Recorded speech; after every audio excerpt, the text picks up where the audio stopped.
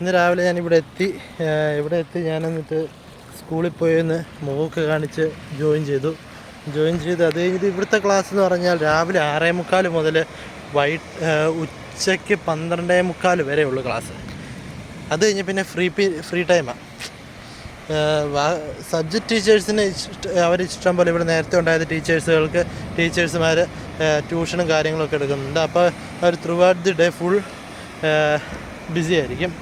എന്നാൽ ഞാൻ health and physical എഡ്യൂക്കേഷനാണ്. എനിക്ക് പ്രത്യേകിച്ച് ട്യൂഷൻ എടുക്കാനില്ല. ഞാൻ വേറെ വേണമെങ്കിൽ സബ്ജക്റ്റുകൾ എടുക്കാം. എനിക്ക് പിന്നെ കോച്ചിങ്ങും കാര്യങ്ങളൊക്കെയാണ് പിന്നെ ഉള്ളത്. ഞാനിപ്പോൾ ഇന്നിവിടെ വന്നതേ ഉള്ളൂ. ഇവിടുത്തെ കാര്യങ്ങളൊന്നും മനസ്സിലാക്കിയിട്ടില്ല, എങ്ങനെയാണെന്നൊന്നും അറിയത്തില്ല. ഞാൻ ഗ്രാജുവലി പതിയെ നമുക്ക് ഓരോന്ന് തുടങ്ങാം. അപ്പം ഞാനിപ്പോൾ ബീച്ചിൻ്റെ സൈഡിലൂടെ നടക്കുകയാണ്. അവിടെ ഇരുന്നിട്ട് ശരിക്കും റൂമിൽ എ സിയും കാര്യങ്ങളുണ്ട്, പുറത്ത് നല്ല ചൂടാട്ടോ. എന്നിട്ട് ഇവിടെ ഇരുന്ന് ഞണ്ടും കാര്യങ്ങളൊക്കെ ഇഷ്ടം പോലെ ഉണ്ടല്ലോ. സോറി, ടോപ്പിക്ക് മാറിപ്പോയി. ഇവിടെ ഇരുന്ന് ചുമ്മാ ബോറടിച്ചിരുന്നപ്പം അന്ന് ഈ ഐലൻഡ് മൊത്തം കറങ്ങിയേക്കാമെന്ന് വിചാരിച്ചു. കറങ്ങൽ സിമ്പിളാണ് ഈ ഐലൻഡ്. കാരണം ഏറ്റവും ലെങ്ത് എന്ന് പറഞ്ഞാൽ വെറും 1 കിലോമീറ്ററും വിഡ്ത്ത് എന്ന് പറഞ്ഞാൽ വെറും 600 മീറ്ററുമാണ് ഈ ഐലൻഡിൻ്റെ ഡയമെൻഷൻ. ഹെവി തിരമാലയാണ്.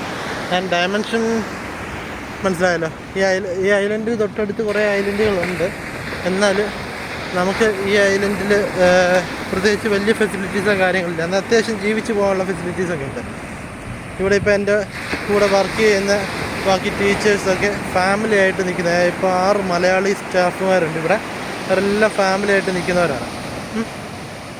അവർക്ക് ഫാമിലി അടിക്കുമ്പോൾ വലിയ പ്രശ്നമൊന്നുമില്ല. പ്രത്യേകിച്ച് വലിയ എക്സ്പെൻസ് ഒന്നുമില്ല ഈ ഐലൻഡിൽ. തിരുമാല ഇന്ന വലിയ കല്ലുകളൊക്കെ ഇട്ടിട്ടുണ്ട്. ഒന്നുമില്ല, പാമ്പുണ്ടാവും. I will show U.